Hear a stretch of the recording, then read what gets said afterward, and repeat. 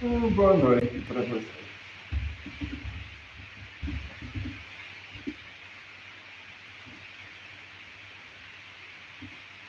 Eu quero colocar aqui o link do texto em português. O link está aqui. Né? Aí, de repente, fica mais fácil. Bom, é um site tradicionalista, cuidado com esse site, já que ele sugerido. Um site bem tradicionalista, ele gosta de criticar todo mundo que pode. Bom, bem-vindo a você que está aqui e conseguiu achar o link, porque eu comecei com o link errado. Bom, mas de qualquer jeito, vamos, tá? O pessoal está entrando, dá um oi, por favor. Oi, Fernando, tudo bem? Desculpa o Rei Lopes, eu não lembro quem é a pessoa. Eu conheço ali o aluno, mas agora me faltou o nome. Coloca aí o nome, por favor. Tá? Márcio. Bom, o pessoal está entendendo. Gente, eu fiz uma live. Oi, João Carlos Coral, tudo bem? Eu fiz uma live semana passada, onde eu falava da encíclica de Pio XI sobre a questão do nazismo, aliás, do fascismo, né? E eu cometi um erro aqui, porque essa do nazismo de hoje, ela é anterior, vamos dizer assim, ela é anterior porque ela é do Domingo de Ramos. Ela foi assinada, né, em 14 de abril de 37, e a outra de 15 de maio do mesmo ano. Então nós temos uma diferença. Na verdade, a Liebe que a encíclica que Pio XI escreveu em alemão contra o regime nazista alemão, ela é anterior ao fascismo. Mas vamos lá. Nítida Lindersorg, que é o nome dela, um nome difícil, um nome em alemão, quer dizer assim, com extrema inquietação, com extrema ânsia, com viva ânsia, com grande inquietação, é assim que começa a encíclica. Porque o Papa Pio XI, ele estava preocupado, ele tinha feito uma concordata 4 anos antes, né, com Hitler. Na verdade, a concordata tinha sido feita pelo Eugênio Pacelli, que foi depois o Pio XII. Né? O Eugênio Pacelli era adulto. Na época, ele trabalhava na Alemanha. E ele fez uma concordata para proteger os direitos da Igreja e dos católicos contra o regime nazista. Mas em 37, 4 anos depois, essa concordata só república. Né? Então, o Pio XI, ele escreve o texto, escreve em alemão, que é para todos os alemães poderem ler, né? E ele escreve o texto e divulga esse texto, reclamando da concordata. Mas, aqui está a parte boa. O Pio XI era um cara muito discreto. E o Pacelli, que era o seu secretário de Estado na época, foi muito na Alemanha, na época era secretário de Estado, ele escrevia muito bem em 12 filhos. Né? Então, o Pacelli que redige isso. E são dois caras extremamente inteligentes, Pio XI e Pio XII. Bom, o que eles fazem? Eles não só reclamam da vida, mas eles também vão colocando algumas coisas que para nós são extremamente interessantes. Por exemplo, no número 6, né, ele começa falando de concordar e tal. Né? E depois do número 6, então, 6, 7, ele vai citar o governo da Alemanha dizendo como estavam as coisas. Então ele diz, por exemplo, que tem uma erva má de desconfiança Quer dizer, o clima é um clima de desconfiança, é um clima de discórdia, é um clima de ódio, né? Difamação, aversão profunda, oculta e aberta contra a Igreja de Cristo, né? E difamando através de 1000 fontes diversas. Ou seja, o Papa vai mostrar aqui como, por exemplo, os nazistas trabalham. Os nazistas trabalham semeando desconfiança, discórdia, ódio e difamação. Não importa o que seja errado, importa semear bastante difamação. Né? O intelectual Hitler, que era o intelectual de Marx e de Hitler, ele dizia assim que se você disser 1000 vezes uma mentira, ela acaba se tornando uma verdade. Então a gente precisa tomar um certo cuidado. O Brasil está passando por uma situação que muito parecida. Né?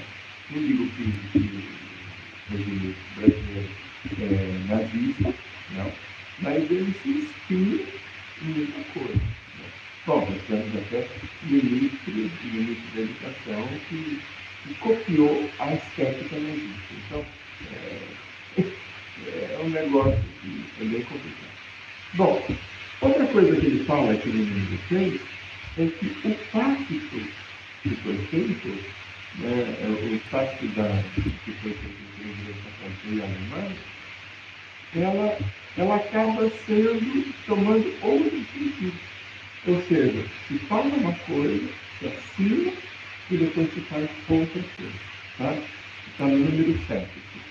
Bem no finalzinho para, mas deverá também reconhecer com supor íntima repulsa, como do outro lado tornou-se regra ordinária, dar aos pactos outros sentidos, iludi-los, desvirtuá-los e finalmente violá-los mais ou menos abertamente.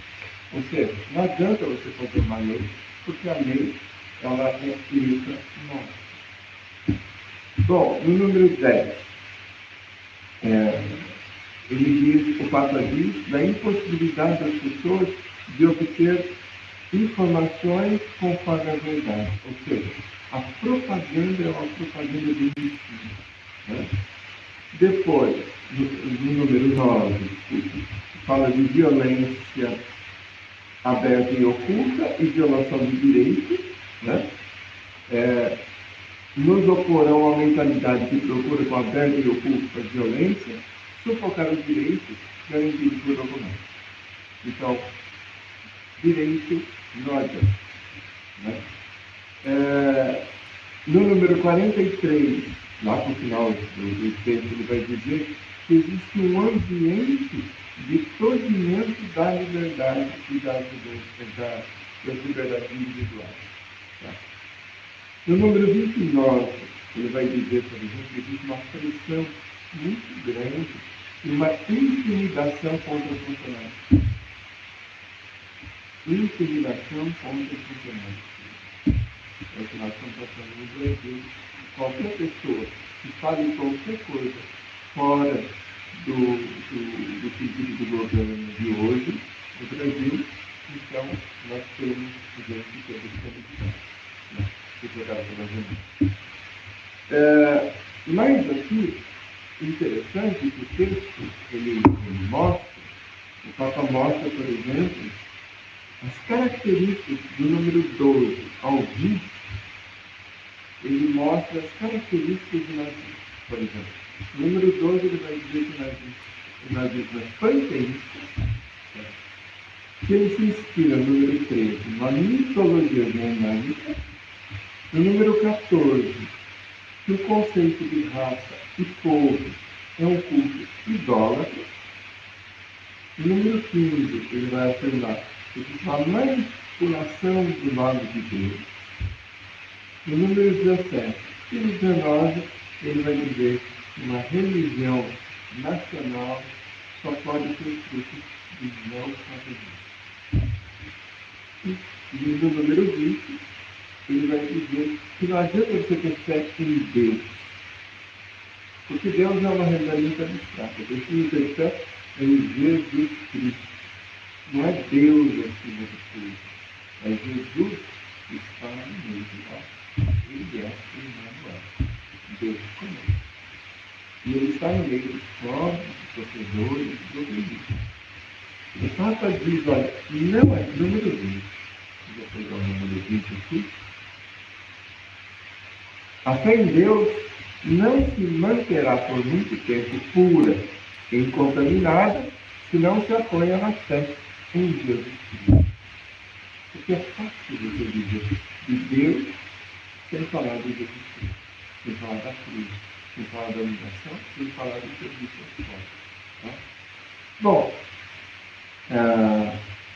que mais? Ele fala que existe um culto a revelações do povo.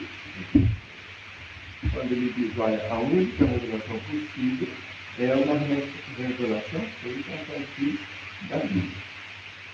A partir da Bíblia, e essa é definitiva.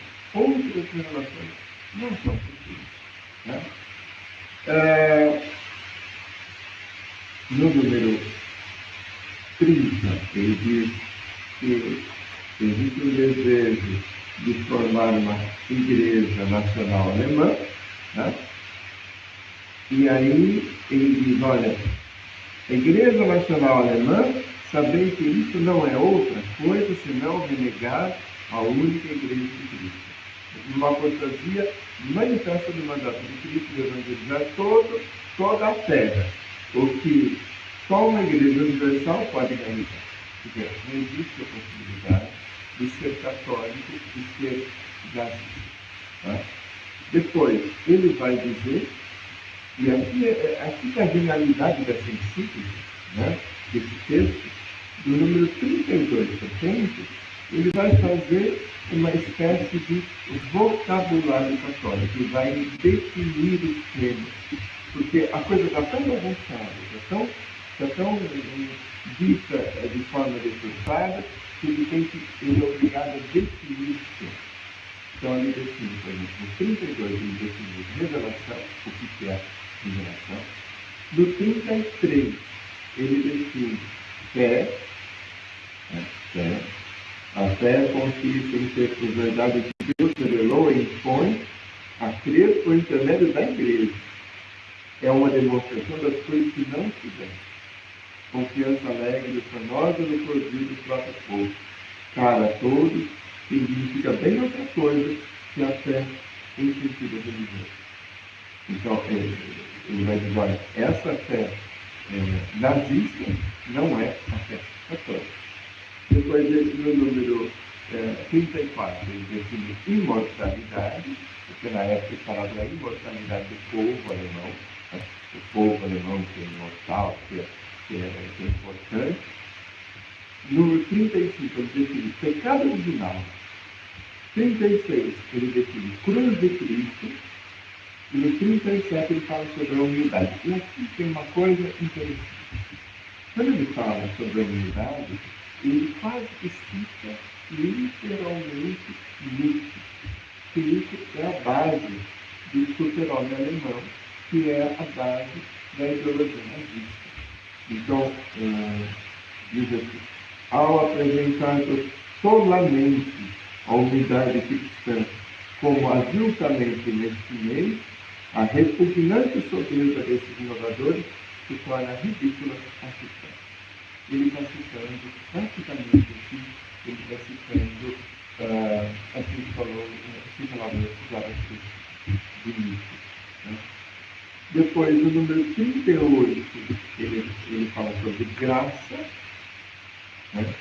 E depois, então, eu vou colocar aqui, só para a gente... Oi, Leila, tudo bem? Eu vou colocar aqui, por exemplo, número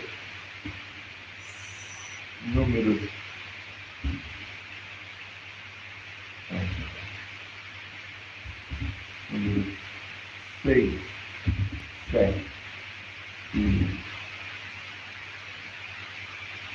6, 7 e 9, ele vai citar a questão do clima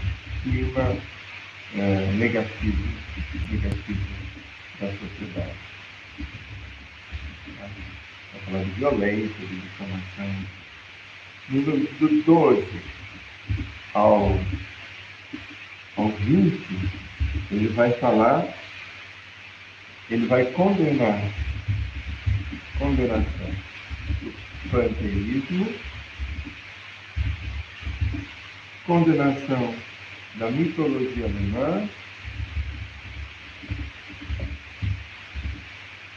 depois ele vai falar de raça e povo, como culto idólatra. Ele vai falar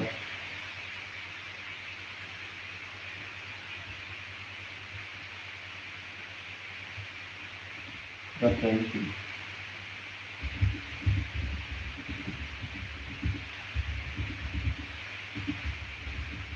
Não é a fé em Deus, é a fé em Cristo. Tá?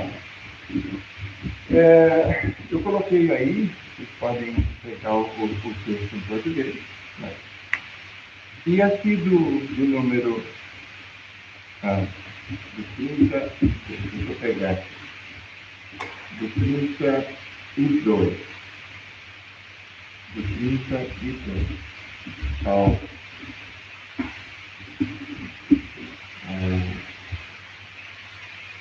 38,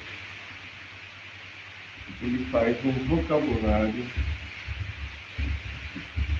de definições. Olha como que a coisa está. Quer dizer, ele precisa dizer em nome da igreja o que são os conceitos básicos, porque a coisa está tão bagunçada, está tão recolocada, está tão vista de forma deturpada, que ele precisa dizer fé é isso, imortalidade é isso,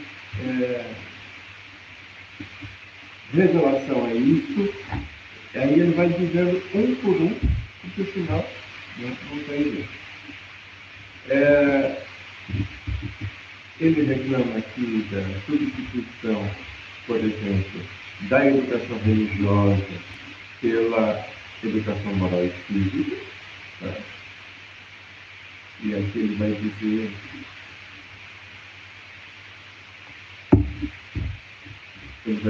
que isso é uma violação de direito da igreja, violação dos direitos dos católicos. Tá? No número 39, ele vai falar da educação moral.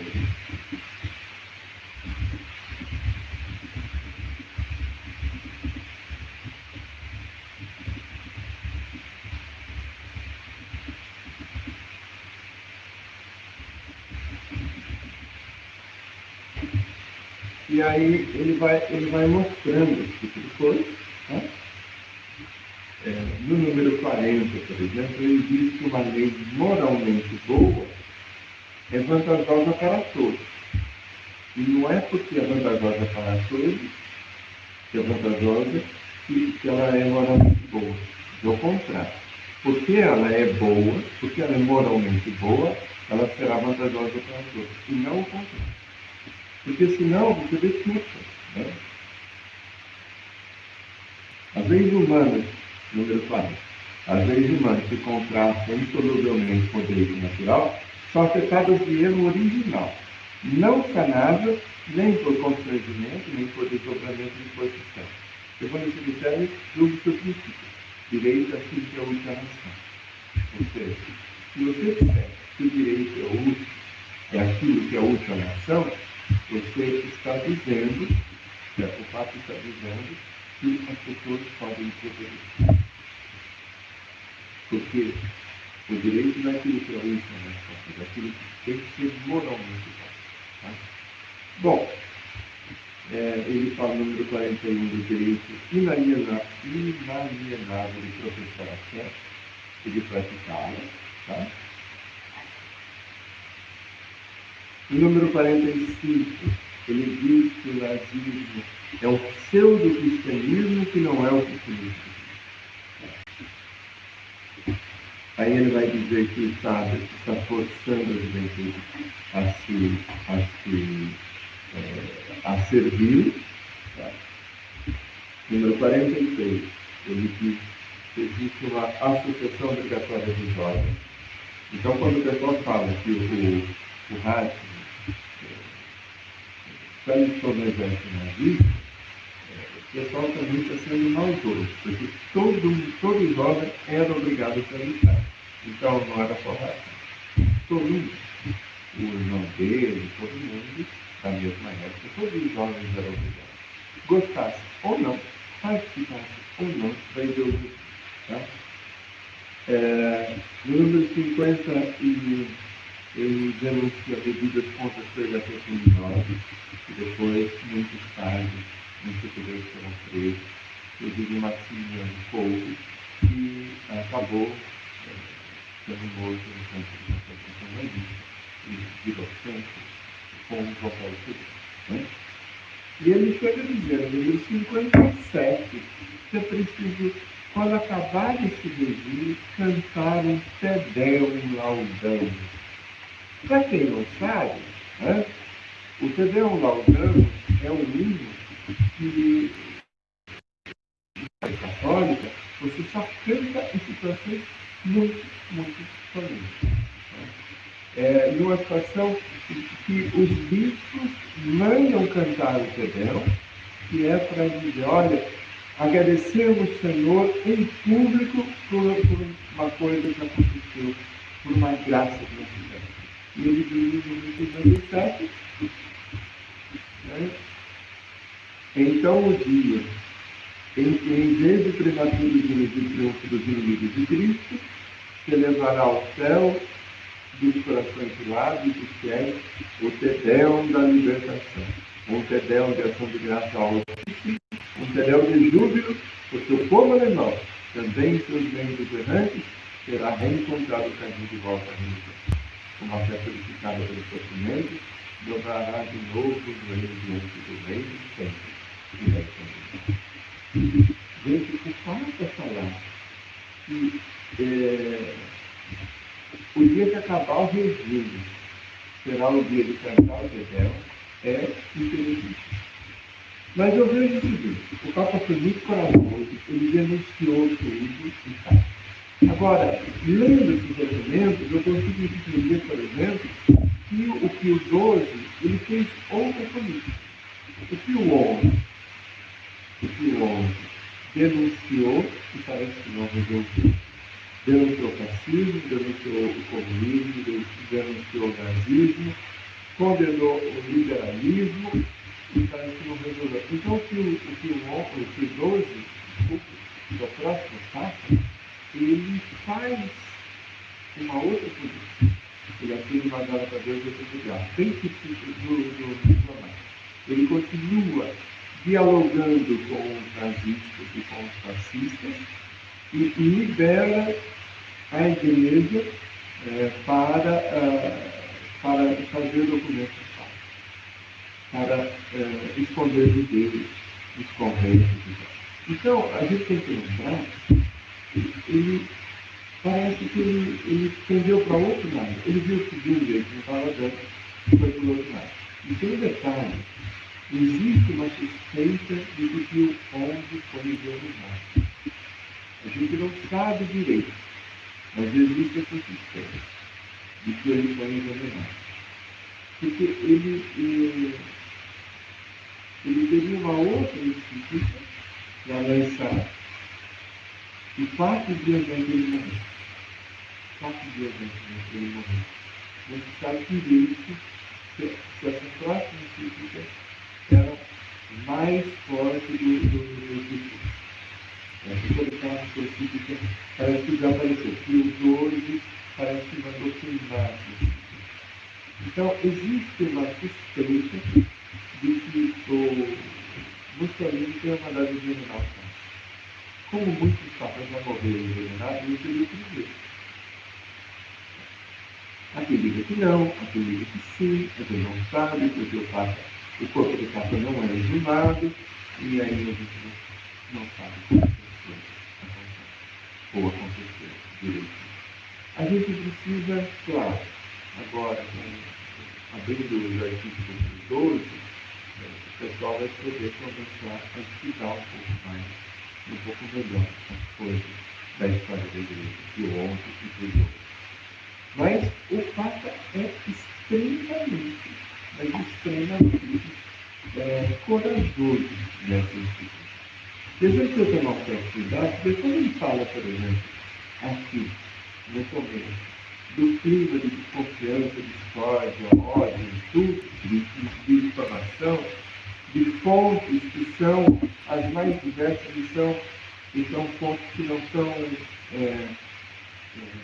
fontes verídicas, fundamentadas, ou quando ele fala, por exemplo, da difamação e da perseguição, da pressão contra os funcionários públicos, no número 29, e fala da impossibilidade de obter informação, parece que tudo isso está sendo mesmo. Isso é. Pode ser enganado. Parece que tudo isso é complicado, meu irmão. Em todo caso,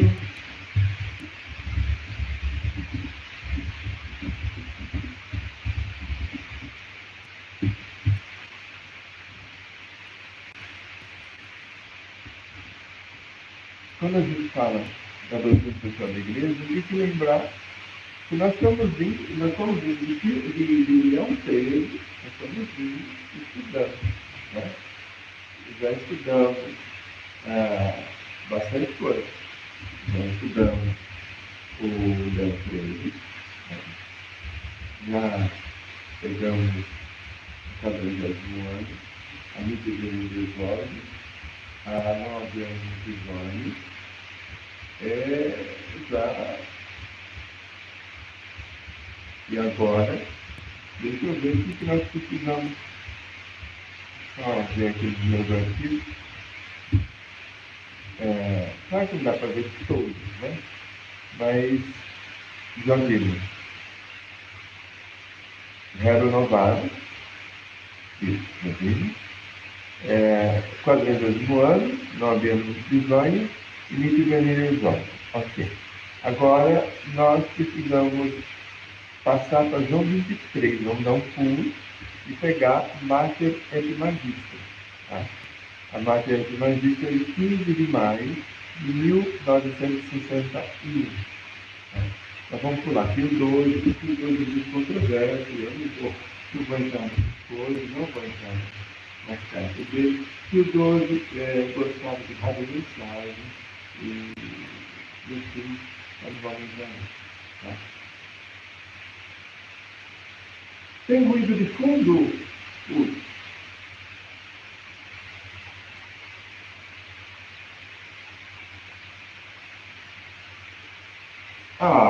Sério que tem ruído de fundo? Eu achei que não tinha. Eu fiz de tudo para não ter. Deixa eu ver uma coisa. Posso até fazer uma outra live, um outro vídeo.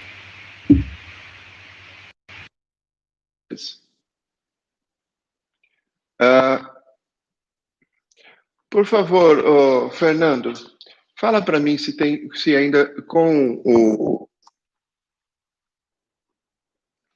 o fone de ouvido se mudou alguma coisa.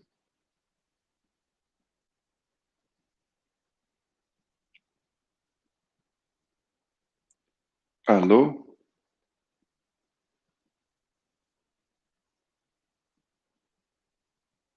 Sumiu o ruído, mas tem. O som melhorou? Tá perfeito o som? Então já aprendi. Agora já aprendi. Bom. Gente, desculpa, mas eu não sou técnico, eu sou teólogo, não sou técnico de som e nada. Bom, se melhorou o som. Ok. Bom, eu posso. O que a gente pode conversar? Vocês têm alguma pergunta? Ficou alguma coisa meio embaçada por conta da questão do som? eu posso esclarecer rapidamente para daqui uns 5, 10 minutos acabar.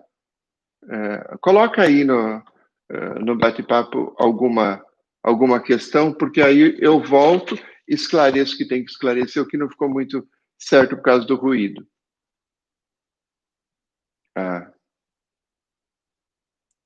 Desculpe.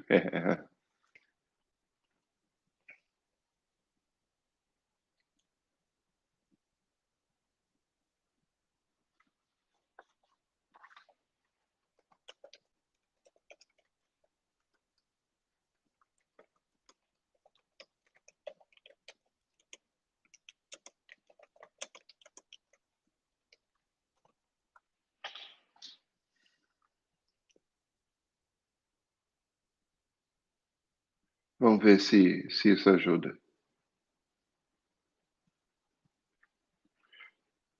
Bom, dessa vez eu consegui escrever, fazer um certo resumo das coisas, né? Tá. Fernando. Existe o que a gente chama de encíclica desaparecida de Pio XI. Se diz que 4 dias depois da morte dele, estava marcado para ele publicar uma outra encíclica. Mas parece que essa encíclica ia atingir diretamente os fascistas, né? Parece que ia ser mais dura que tudo. Ele iria excomungar os nazistas e os fascistas, na verdade. Para não ser excomungado, há quem diga que 4 dias antes, Pio XI morreu. Ele já estava doente, mas morreu assim muito rapidamente, né? E aí, bom, como muitos papas já foram assassinados com aquele cérebro chá da meia-noite, né? Não se sabe direito se foi ou não. Existe uma suspeita. O secretário de Estado, na época, disse que mandou queimar a encíclica. Mas apareceu alguns textos, existem alguns pedaços de textos que circulam por aí dizendo que ele iria excomungar os nazistas e os fascistas. E pode ser que os comunistas também, mas iria ser uma encíclica muito, muito mais dura. E aí, bom, como não se sabe direito, né, ficou a dúvida. Não sei se por conta dessa história, né, que o Pio XI foi muito incisivo contra os alemães, contra os comunistas, contra os fascistas e contra o neoliberalismo, se isso não foi um motivo de Pio XII de fazer uma política acendendo uma vela para Deus e outra para o demônio. Ou seja, ele dizia em público que ele tinha mantido a concordata com os nazistas e com os fascistas e liberava as congregações religiosas de falsificar documento. Então, essa coisa... Mas eu não vou entrar em Pio XII, porque Pio XII é muito complicado. Os historiadores têm muitas histórias de conspiração e tudo, e aí eu não vou entrar nisso. A próxima encíclica nós vamos ver é a Mater et Magistra de João XXIII. João XXIII tem uma encíclica que é espetacular nesse sentido. E ele retoma e atualiza a Rerum Novarum, né? E João XXIII é um papa curioso, porque foi eleito porque sabia que ele estava com câncer e que ele ia morrer logo, né? E ele ficou alguns anos e ele publicou uma encíclica espetacular, como a Mater Magistra, e convocou o concílio, né? Então, o Espírito Santo age. Eu costumo dizer que nós escrevemos em linhas direitas demais e Deus escreve torto nas nossas linhas direitas demais, tá? Vocês precisam de um resumo escrito? Posso eu posso fazer um outro videozinho resumindo essa live. Não sei. Ah, Leider, você queria saber? Deixa eu te mostrar. Leider, então, antes de acabar, eu vou retomar essa questão de paganismo e idolatria, tá? Vamos lá. Tá. Entre o número 12 e o número 20, você vai encontrar, por exemplo, no número 12, ele fala que o nazismo é panteísta, ou seja, né, quem com precisão panteísta que identifica Deus com o universo, materializando Deus no mundo e divinizando o mundo em Deus, não pertence aos verdadeiros fiéis. Depois, no número 13, ele diz que a mitologia germânica, né, ela é condenável. Quem nem é tal quem, de acordo com uma pretensa concepção pré-cristã do antigo germanismo, coloca em lugar do Deus pessoal o fado sinistro em pessoal. Negando a sabedoria divina, que é a providência, um tal homem não pode pretender ser enumerado entre os verdadeiros crentes. No número 14, ele fala que raça e povo são a elevação à suprema norma de tudo, também dos valores religiosos, e divinizando-os com culto idólatra. Dessa forma, inverte e falsifica a ordem criada e imposta por Deus. No número 15, né, ele fala da manipulação em nome de Deus. Volvei, veneráveis irmãos, a atenção ao veso crescente que se manifesta em palavras e escritos de abusar do 3 vezes santo nome de Deus, qual rótulo sem sentido para um produto mais ou menos arbitrário de pesquisas e aspirações humanas. Ele fala de uso do nome de Deus para um rótulo sem sentido. Manipulação, tá? No número 17, ele fala da religião nacional nazista. Somente espíritos superficiais podem cair no erro de falar de um Deus nacional, de uma religião nacional, e empreender a tola tentativa de captar os limites de um só povo, na estreiteza de uma só raça, o Deus criador do mundo, rei e legislador de todos. Ele condena a questão da raça ariana, né? E da questão do Deus nacional, no número 17. Depois, no número 20, ele vai dizer, né, que a fé em Deus não se manterá constante por muito tempo se não se apoia na fé em Jesus Cristo. Quer dizer, não é Deus acima de tudo. É Jesus que está no meio de nós. Ele é Emmanuel, Deus conosco. Claro que essa interpretação é minha. Tá? Mas ele vai condenar do número 12 ao 20, né? Ele vai condenar o nazismo. Tá? Ele vai condenando ponto por ponto do nazismo. Ou seja, quem é nazista não dá para ser católico. Meu irmão, minha irmã, o que mais? Eu espero. Da próxima, agora eu já aprendi, hein? Coloco os fones e não vai ter mais ruído. Aí temos uma imagem boa, porque a imagem está boa, eu vi, tem qualidade, e agora também não vai ter mais ruído. E agora eu resolvi como fazer as coisas. Desculpem, mas faz parte. Eu estou aprendendo a fazer essas coisas, tá? Afinal, como teólogo, eu não entendo nada de cameraman. Meu irmão, minha irmã, que Deus abençoe e guarde a todos vocês. Tá? Fernando, muito obrigado. Márcia, muito obrigado. André Neres, muito obrigado. Deixa eu ver quem mais. O Marcos Coró, não sei se ficou até o fim, mas muito obrigado. Não, João Carlos Coró. Marcos Coró é um padre amigo meu. João Carlos Coró, o Leider, bom, todo mundo que acompanhou a live, muito obrigado. Deus abençoe e acompanhe.